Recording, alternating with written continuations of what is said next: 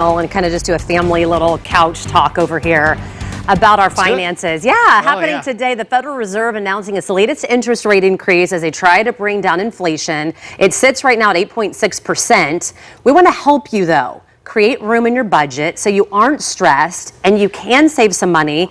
And we were just talking to somebody, they're like, they're afraid. We don't want you to be in fear.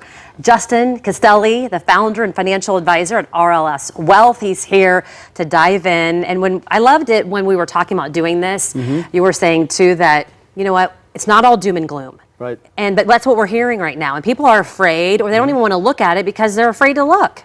Money is one of the most emotional things that we deal with in our lives. So naturally, we're going to be nervous when we start to see inflation and all the doom and gloom that's out there. So there's things that we can do to eliminate some of that stress and some of that fear, which is what I want to focus on. Okay. Because inflation is normal. We have periods of times of higher inflation. So what we're going through is not abnormal, but in the moment, it doesn't feel that way. So what are things we can focus on in the moment to alleviate that stress and move forward? Let's do it. Okay, so I was reading something as I prepared for this that still said most Americans, like a big majority, do not have any kind of a budget. Is that true? Do you think that's I found some studies that show that Americans are actually doing better with budgeting. So we're moving forward. Hopefully the viewers, since the last time I was here, paid attention to their budget, because that's kind of what we're going to go through first. Is last time we talked, let's identify what are the essentials, what are the non-essentials. Well, now we might be at a point where, because costs have come up, we need to look at those non-essentials more closely and maybe cut back. So how many subscription services do you really need for cable? Do you really need Disney, Hulu, and Netflix? Maybe, maybe not. Do you have a gym membership that you're realistically not going to use? Those may be expenses that in the short term you might want to cut back to give you more breathing room for the ones that are more important, the more essential expenses. Yeah, I think you need to go. I mean, it's a good thing to do, just to look and just to remind yourself, because you may have forgotten when you look on your phone and you find out there's two different places where you can go to subscriptions. We did this over the weekend because we had a church sermon about it, so we dove in. We were like, we did the same thing. We're like, oh my gosh, I didn't realize I was still paying this one, and this one. We don't even use it. Let's get rid of it. Right. And I loved your tweet. I'll come back to that in a moment. But there are other things that we can do, and as little as it may seem, thinking about carpooling. Right now, one of the big expenses, the stressors, is gas. So carpooling with your team at work, combining trips. So rather than going to the same place twice throughout the day on two separate trips, make those two trips together one.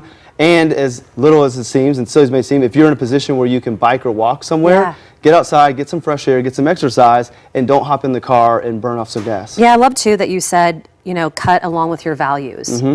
Tell me about that. Yeah, so that was going back to your tweet. We're going to give up some cable so that we can maintain our tithing. Your family understands what's most important to you.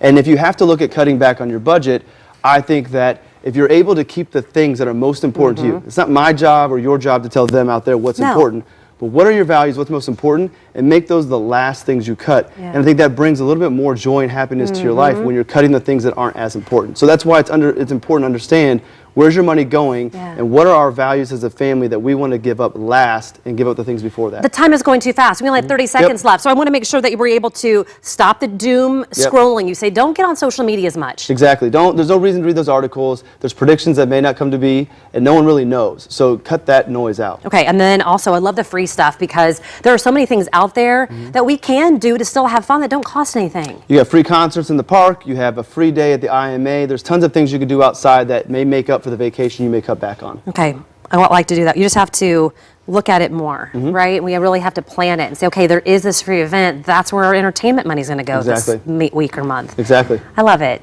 It's not doom and gloom when you've got him here. Justin, for more information on Justin's financial services, fox59.com/Angela Answers. Jim, and he's a good one.